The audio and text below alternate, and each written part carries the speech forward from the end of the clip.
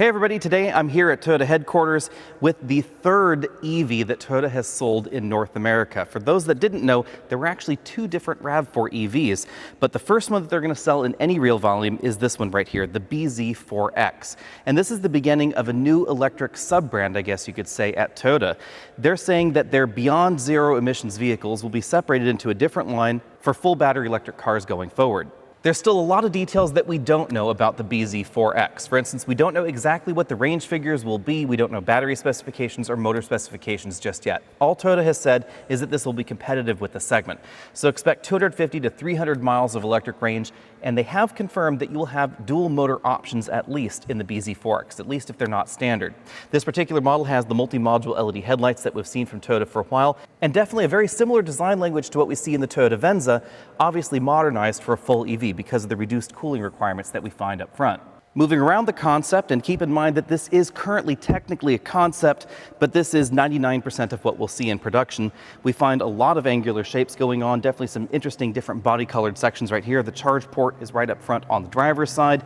And this is about the same size in terms of length as the Toyota RAV4, although it is a little bit closer to the ground. That's not too surprising because aero is a big concern with any full battery electric vehicle, so keeping that frontal profile smaller is really important. And that's why we find sort of a jelly bean style shape in most EVs out there, but this is going to be a little bit boxier. The boxier profile is really obvious out back, but again, aero concerns are important, and that's why we get this really long sheet of glass right back here. Speaking of glass, we are going to get an electrochromatic roof, which is a nice touch. We also see that in some modern Toyotas out there, and this very distinctive accent strip that runs from one side to the other. Another nice touch, the turn signals appear to be amber, at least on this particular concept vehicle. Because of the aero requirements, there's a pretty plain flat rear end right there, but it does appear that this is going to offer reasonable ground clearance. Unfortunately, we're not allowed to sit inside, but we can see what the interior looks like from here. We have fabric going on the dashboards to help dress things up. We have a full LCD instrument cluster right there in front of the driver. In the center console, there's a large touchscreen LCD infotainment system, and it appears that it is running the latest version of the software from the Toyota and Lexus envelope. There's a floating center console design with a large storage area right there in the middle, extra buttons, shifters, etc., and then a large storage compartment below.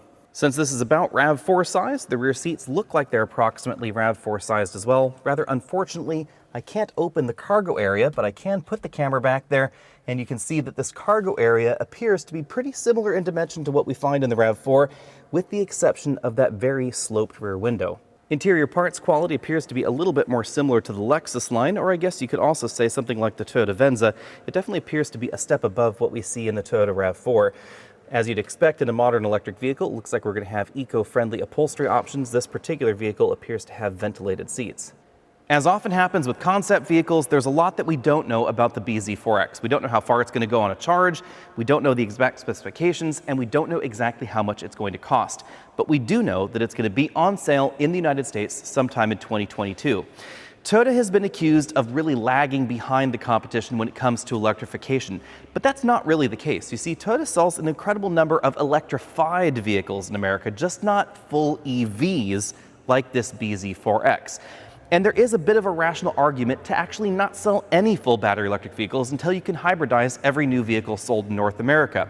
When you calculate the numbers, the amount of batteries required to make a full battery electric vehicle like this, or the new Ioniq 5, which is going to be a very direct competitor to the bZ4S, also on sale in 2022, it honestly would make a bit more environmental sense holistically to just make about 100 hybrids versus one full battery electric vehicle like this. The trouble is, full battery electric vehicles appear to be a little bit sexier.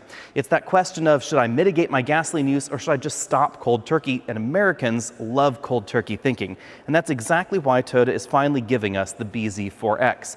It may not be overly rational in terms of environmentalism, but it does seem to be exactly what the market is asking for. So if you're out there looking for a full battery electric Toyota and you like the size of a RAV4, but you would like it to be EV with likely better performance and about 300 miles of electric range, stay tuned because the bZ4X is coming to a Toyota dealer near you.